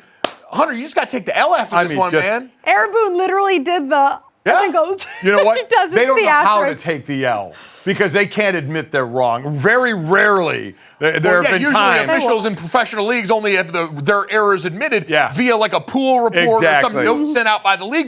They never have to answer to it the way everybody else does. Basically, this dude is saying, doesn't matter whatever happened, he's the manager, he's the one that has to go. Hunter, you are so wrong. It's embarrassing. You're embarrassing how wrong you were in this situation. It's just Aaron Boone's reaction. Like Claudia said, however you feel about the Yankees. I think we've all been there before where we've been blamed for something that someone else does. And boy, the reaction was priceless. Priceless would also be how we'd feel about you if you gave us a download, a subscription, a rating, or a review. Leave us 5 stars and check us out here Monday through Friday. Thank you guys so much. We'll talk to you tomorrow.